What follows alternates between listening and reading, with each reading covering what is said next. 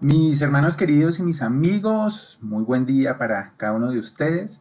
Continuamos esta semana estudiando la hermosa palabra de Dios en el Evangelio de Lucas. Arrancamos ya hace algunos días el capítulo número 18 y veníamos de ese contexto de Lucas 17, de esas secciones anteriores que estaban enfocadas en la venida del Señor Jesucristo, en la venida de su reino. Veíamos como ese reino en su forma actual pues es un reino espiritual donde Cristo está gobernando en el corazón de los creyentes, ¿no? De los creyentes justificados que pues hemos puesto nuestra confianza en la obra perfecta del Señor Jesucristo. Pero también enfatizábamos que Jesús regresará.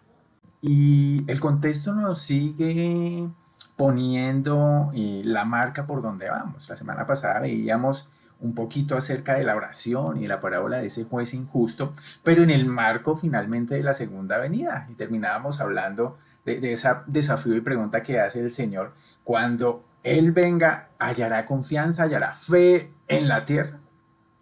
Y ahora lo que vamos a empezar a ver hoy tiene los ingredientes de todo lo que hemos venido.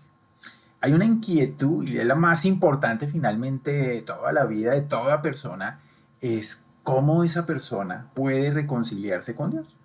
Y mis hermanos, pues hay varias respuestas a esa pregunta, pero hay una sola verdadera, la que nos indica la palabra de Dios. Finalmente toda religión, toda filosofía, toda creencia que ha existido alguna vez está basada en el logro humano.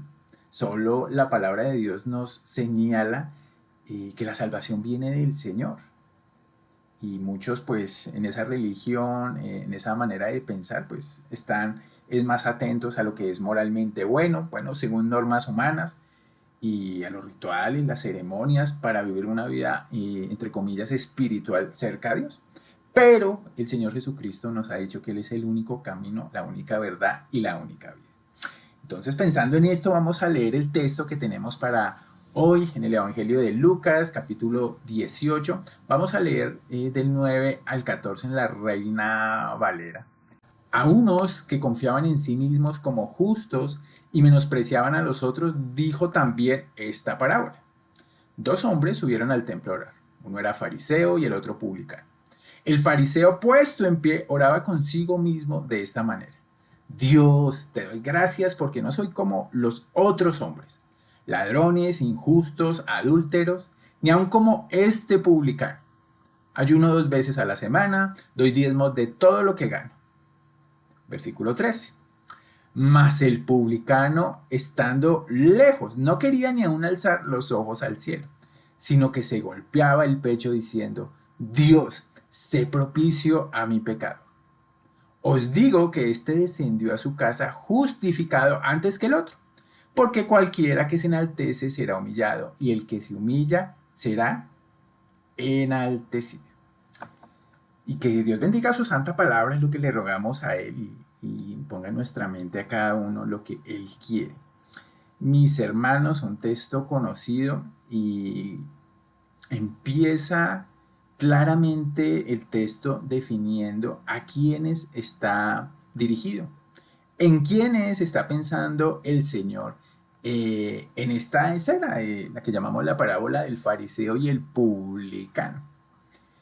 Y podemos ver ahí varias cosas, porque el Señor dice a unos que confiaban en sí mismos. Y empezamos a ver una serie de categorías de en quién está pensando el Señor. Y lo primero que podemos ver ahí es que estaba pensando en algunos que confiaban en sí mismos. Aquellos que confiaban en sí mismos. Y este es un tipo de persona finalmente, es decir, aquellos que se sienten totalmente autosuficientes y que pueden decir, no necesito a nadie más.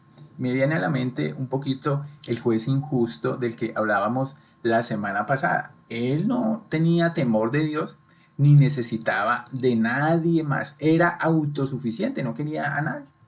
También mis hermanos, estos que confiaban en sí mismos, tienen que ver con los religiosos, pero también con los que dicen que no hay Dios. Y la Biblia es muy directa para estas personas.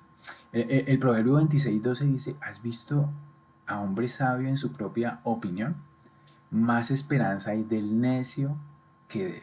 Hay unos que confían en sí mismos y la segunda clase de persona puede ser como justos, los que se justifican a sí mismos. La nueva traducción viviente dice los que tienen mucha confianza en su propia rectitud. Y mis hermanos, fíjese que los que se justifican a sí mismos, los que confían en sí mismos como justos, se diferencian de los autosuficientes en que se interesan en la justificación. Porque alguien puede confiar en sí mismo, pero olvidarse de Dios, pensar que no existe, pensar que no tiene nada que ver. Pero hay muchos que se justifican a sí mismos y se interesan en agradar a Dios. Y podemos dividirlos en dos categorías, a los que se justifican en sí mismos. Aquellos que se sienten, esa es la primera categoría, lo suficientemente buenos para Dios, tales como son. Tal vez usted fue una de esas personas que decían, Dios me quiere como soy, Dios me quiere a pesar de que yo hago cosas malas. Y han hecho y están haciendo cosas buenas, dicen yo no soy tan mala persona, yo no soy como tal o como tal o como tal. Esos de allá, esos sí son malos, a esos sí los tiene que castigar Dios. Y piensan que cuando estarán frente cara a cara con Dios, pues Dios los aceptará porque ellos fueron buenas personas, simplemente. Claro, es cierto que pronto pueden reconocer que obran más, pero eso dicen no es suficiente para que Dios los rechace, ni mucho menos para que Dios los condene, mucho menos para que los condene por la eternidad. Y por eso teologías se inventaron como la del purgatorio, donde los que no son tan pecadores, pues allí tenían un espacio para redimir sus culpas y seguir haciendo lo que querían hacer. Y lamentablemente la vasta mayoría, mis hermanos, de la gente pertenece a esta clase, el que se autojustifica. Pocas personas creen que van a ser rechazadas por Dios. Pocas personas creen que no van a ir al cielo. Creen que estarán bien. Me gusta lo que dice Pablo a los Corintios, capítulo 10, versículo 12. Él dice, porque no nos atrevemos a contarnos ni a compararnos con algunos que se alaban a sí mismos, pero ellos midiéndose a sí mismos. Ahí están los que se miden a sí mismos con su propio metro, acomodándolo a lo que ellos quieren. Pero ellos midiéndose a sí mismos por sí mismos y comparándose consigo mismos, no son juiciosos. Claro, todos en comparación con alguien nos podemos considerar bueno. Todos en comparación con cierta persona nos podemos considerar mejor. Más si es alguien aparentemente muy alejado de Dios. Y hay una segunda categoría de estos que confían en sí mismos como justos, mis hermanos, es de personas que tienen conciencia sensible, que sienten la necesidad de entregarse a sí mismos y tal vez son sinceros y sienten que tienen que hacer lo bueno para Dios, tienen que hacer buenas obras. Y muchas religiones se basan en eso y trabajan y hacen el bien para asegurarse del favor de Dios. Y ellos creen que sus buenas obras finalmente los van a hacer justos delante de Dios. Entonces, ¿qué hacen? Esforzándose, sacrificándose, haciendo actos rituales, siendo juiciosos y tratando pues de establecer sus virtudes y sus méritos delante de Dios para que Él los acepte. Y lamentablemente mis hermanos también van en un camino de perdición. Tal vez de los que estamos hablando nos lo relata el Señor en Mateo 7. Muchos me dirán en aquel día, Señor, Señor, ¿no profetizamos en tu nombre? Señor, Señor, no hicimos milagros, cosas extraordinarias en tu nombre. Echamos fuera demonios. ¿Y qué les dice el Señor ahí en Mateo 7, 22, 23? Nunca los conocí. Ellos sinceramente estaban buscando al Señor, pero como dice Pablo de los judíos, conforme a su propio pensamiento, conforme a su propia idea, conforme a la manera que ellos pensaban que era la más adecuada para llegar a Dios. Y fíjate que muchos de esos casos traen una consecuencia y una categoría de la misma manera. Entonces, vemos ahí los que confían en sí mismos como justos. Unos piensan que están muy bien, otros dicen necesitamos hacer cosas y las esfuerzan en hacerlas. Pero una característica de todos los que el Señor quiere hablarles es que menosprecian a otros o desprecian a otros en otras versiones. La palabra menospreciar o la palabra despreciar significa tener a alguien en menos, contarlo como nada, como carente de importancia, como insignificante, como que es una persona que tiene menos valor que yo. Y esas personas sienten y actúan como eso, como si ellos fueran superiores, como si ellos fueran mejores, como si ellos fueran más importantes, más significantes que otros.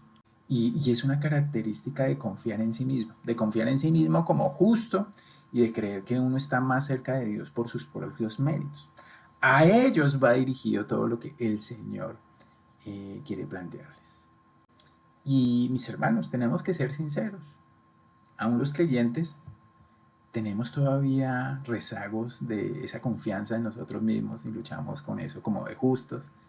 Y tenemos esa confianza en nuestra propia buena manera de hacer las cosas y si lo hacemos bien consideramos que somos mejores con otros y aún en la iglesia los señalamos y los menospreciamos y es terrible. Entonces, en cierta medida también aún para los creyentes, el Señor nos está dando un mensaje. Entonces, pensando en esto, en la intención del Señor con todo lo que nos está diciendo, quisiera que viéramos y analizáramos el resto del pasaje pensando en la actitud requerida para buscar a Dios, que es lo que vamos a ver en la parábola que el Señor nos va a contar, nos va a narrar.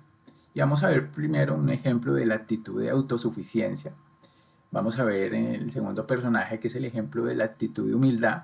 Y el tercero que es el oído a Dios atento a la actitud de humildad y la vamos a tener ahí presente. Entonces primero hablemos del primer personaje, porque fíjese que aquí tenemos a,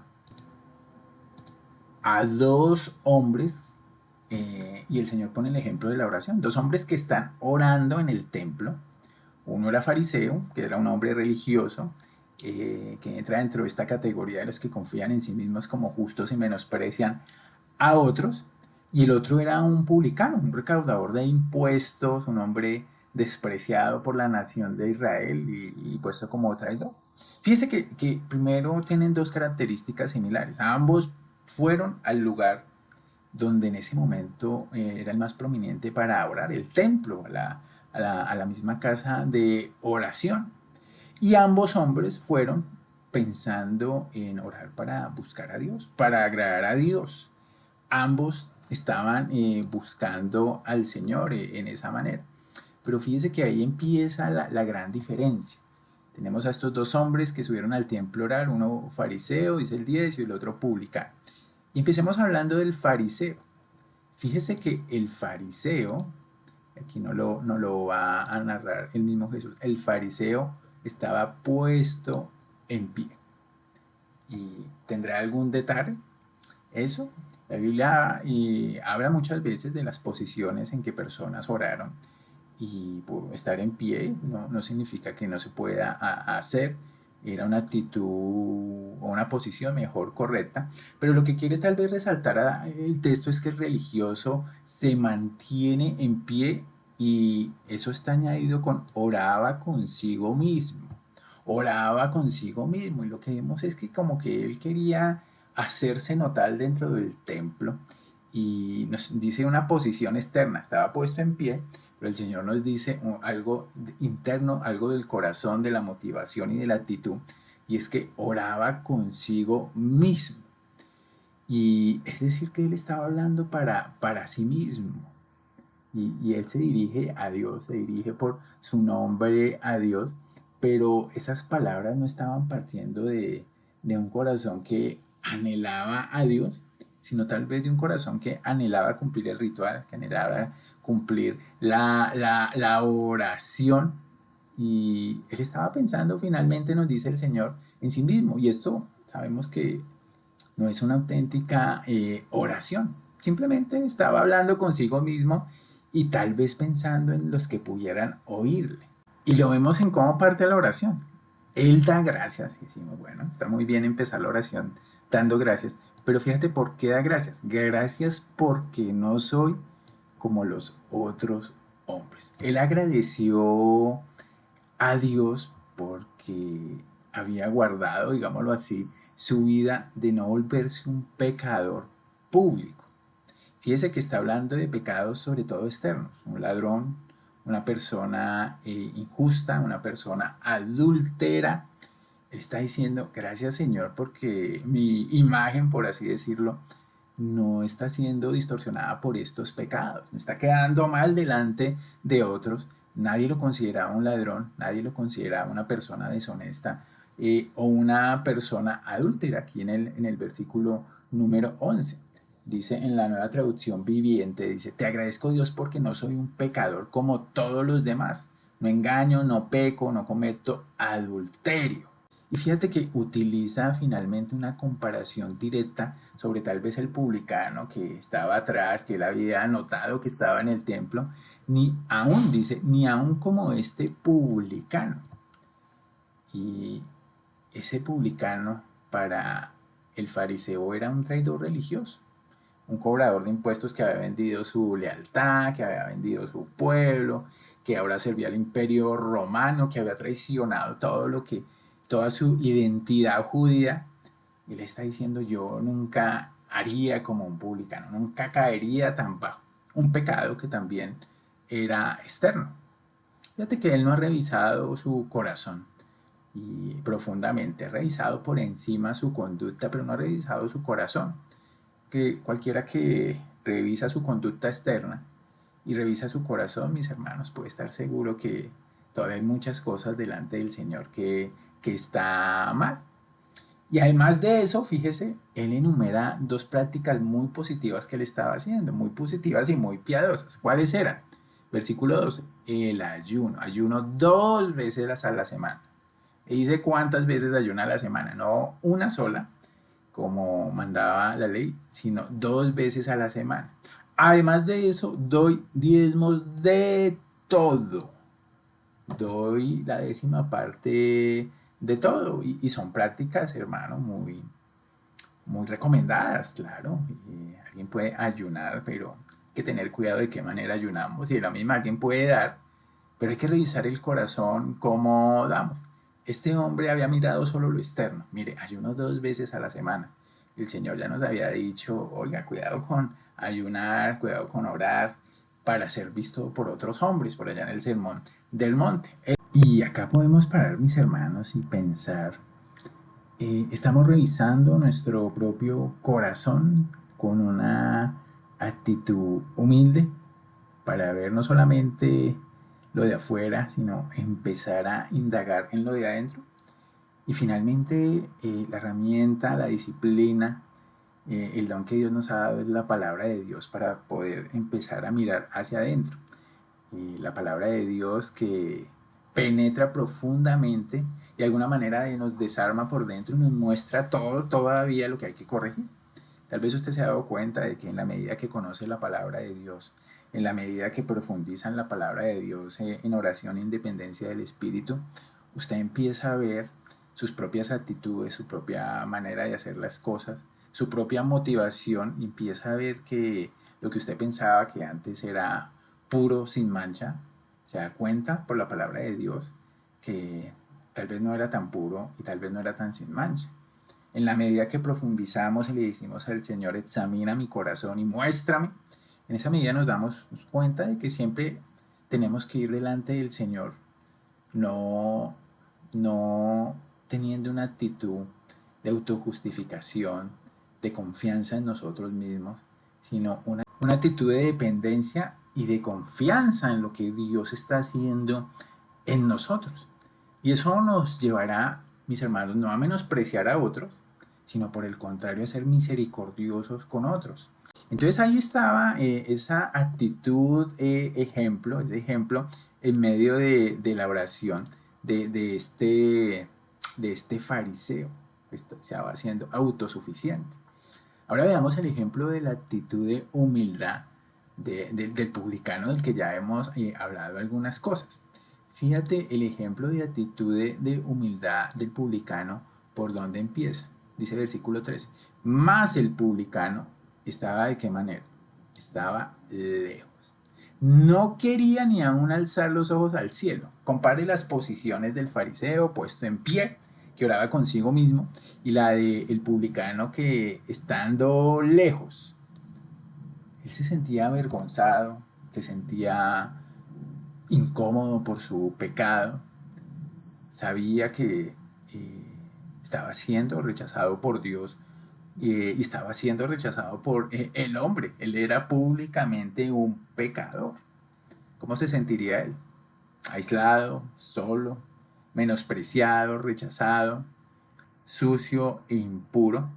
Y además sabía que los otros también pues lo señalaban, lo trataban de sinvergüenza por ser un traidor a la patria.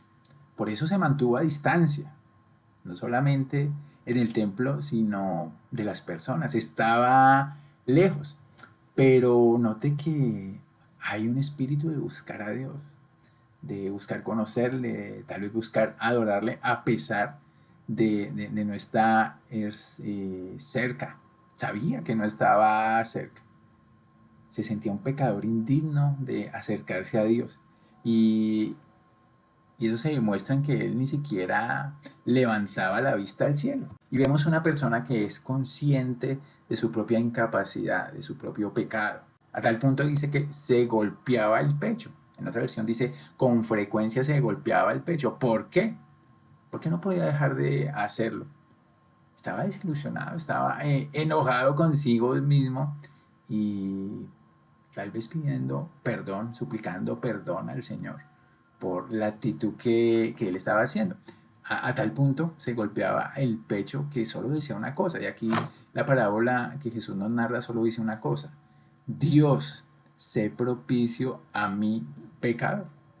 Sé propicio a mi pecador. Mira, otra versión, la nueva traducción viviente, dice, en cambio golpeó su pecho en señal de dolor mientras decía, oh Dios, ten compasión de mí porque soy un pecador.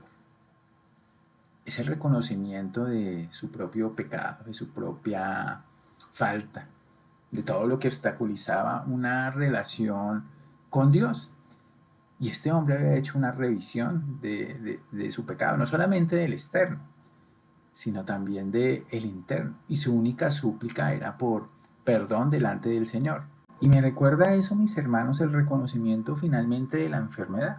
El Señor dice que había venido por los enfermos, porque los sanos no tienen necesidad de médico, sino quienes, los enfermos.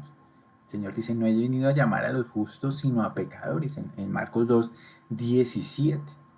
Y esa es la realidad de un hombre que reconoce su propia enfermedad. El fariseo que reconoció. Él se veía a sí mismo absolutamente sano, sin necesidad de absolutamente nada.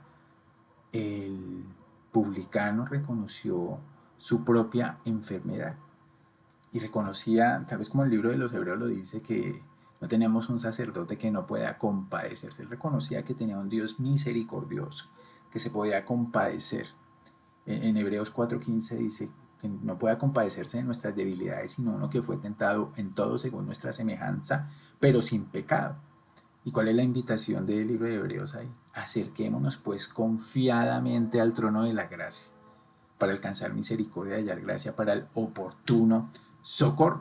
Si este hombre estaba ahí en el templo, era porque sabía que existe un Dios misericordioso que lo podía lavar de su maldad, que podía limpiar su pecado. Y él quería obtener algo, justificación. Él quería que Dios lo aceptara. Y sabía que en sus propios méritos, ¿qué tenía él para dar? ¿Qué tenía él para dar? Nada. Él simplemente pidió misericordia, porque él sí, ¿cómo se llama a sí mismo? Sé propicio a mi pecado. Y mis hermanos, esto es crucial para los no creyentes, pero también como una práctica para el creyente. Reconocemos que pecamos todos los días, que necesitamos de la gracia del Señor y de la misericordia del Señor. Él se veía a sí mismo pecador, que estaba ofendiendo a Dios y se sentía avergonzado, sabía que en sí mismo no había nada de bueno en él, nada recomendable. ¿Y qué hace? Clama por misericordia, clama por perdón, para que Dios apartara acá su enojo, y es lo que cuando hablamos de ser propicio, para que apartara su enojo, para que apartara su vida, y él pedía que Dios la quitase de encima de él, sabía que moriría eternamente y para siempre si no pedía perdón, moriría en sus pecados. Entonces fíjate las actitudes tan comparadas, la de un hombre autosuficiente, confiado en sí mismo, que aún menospreciaba al publicano, y la de un hombre que pide misericordia porque sabe que el Evangelio nos habla de, claro, de que Dios es justo, de que Dios es santo, pero que Dios también es amor y es misericordioso.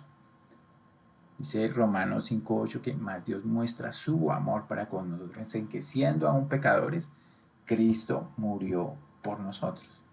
Y el primer paso es reconocer nuestra incapacidad. Cuando llegamos a Cristo, cada uno de los creyentes aceptó el Evangelio, oyó el Evangelio y fue convencido de pecado, de justicia y de juicio. Y aquí veo al publicano realmente siendo convencido de pecado, de justicia y de juicio, lo que lleva a clamar al Señor por misericordia y a aferrarnos al Señor Jesucristo como el único camino que nos conduce a Dios, como la única verdad en medio de tantas mentiras que nos conduce a Dios, como la única vida que finalmente nos va a conducir a Dios por la obra de Jesucristo, de haber muerto por nuestros pecados, de ser sepultado y de resucitar. Mis hermanos, ahí está el ejemplo de humildad de este hombre, y vamos a ver el último punto, que tiene que ver con la respuesta de Dios, de cómo el oído de Dios está atento a la actitud de humildad, porque nos termina diciendo el texto y nos da un principio que hemos visto en toda la escritura. Versículo 14, digo que este descendió a su casa justificado antes que el otro, porque cualquiera que se enaltece será humillado y el que se humilla será enaltecido. La nueva traducción viviente dice, les digo que fue este pecador y no el fariseo quien regresó a su casa justificado delante de Dios.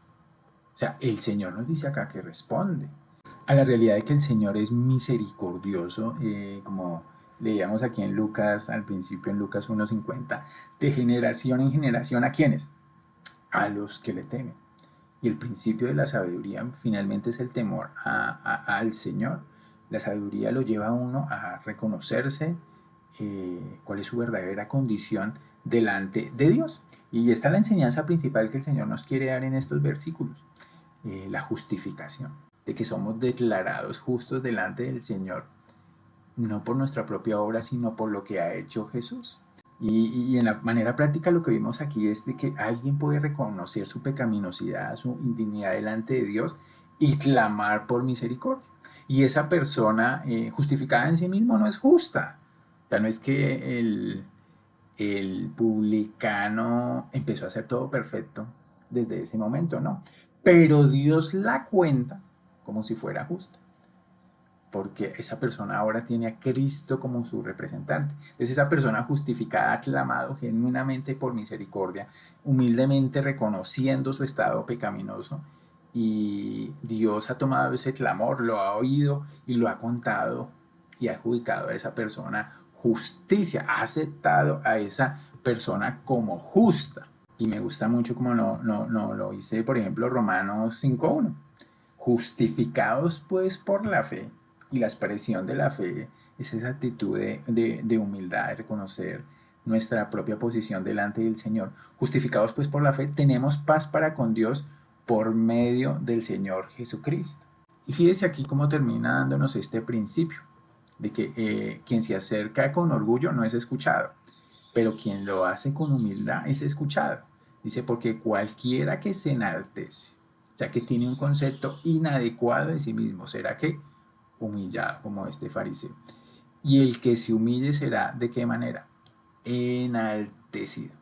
Nosotros ya habíamos visto ese principio en Lucas 4:11, y es un principio que viene desde el Antiguo Testamento. Proverbios 29:23, por ejemplo, dice, la soberbia del hombre le abate, pero el humilde de espíritu sustenta la honra. Y es un principio que vemos en el Antiguo y en el Nuevo Testamento muy repetido. Y el Señor le encanta repetir esos principios, esas frases clave como esta, para que estemos muy atentos en nuestra vida. Mis hermanos, aquí hay muchas hermosas cosas en este pasaje y en todo lo que hemos visto, pero fíjese que el Señor nos quiere mostrar hoy una lección para revisar nuestro propio corazón y ver si hay autosuficiencia, si hay autoconfianza, si hay descanso en nuestras propias actitudes o manera de hacer las cosas que nos llevan hasta menospreciar a otros, y con eso creo que todos los creyentes luchamos en gran medida o en poca medida, pero todos luchamos. Y aquí hay unos ejemplos clave en esta manera didáctica del Señor de mostrarnos a través de la oración, y lo podemos aplicar perfectamente a la oración que venimos hablando desde la semana pasada, cómo estamos orando, con una actitud de autosuficiencia o con una actitud de humildad delante de Dios, reconociendo quién es Él en alabanza, en adoración, reconociendo nuestras propias faltas en confesión, en reconocimiento de nuestra propia vida, de nuestras propias, sobre todo, cosas internas de nuestro propio corazón, o simplemente nuestra oración salta todo eso para simplemente pedir cosas para comodidad o pedir cosas que creemos en nuestra propia manera de ver que son la voluntad del Señor, cuando tal vez no lo respalda ni la escritura ni la práctica cristiana. Y finalmente, la confianza que podemos tener en que el oído de Dios está atento a la actitud de alguien que tiene un concepto adecuado de sí mismo. Y lo que vemos en la escritura y nos lo señala por donde quiera es que todos estamos luchando con algo en nuestro propio interior y necesitamos del Señor y dependencia en el poder de su Espíritu para seguir caminando la vida de fe o para empezar la vida de fe en el caso de un no creyente.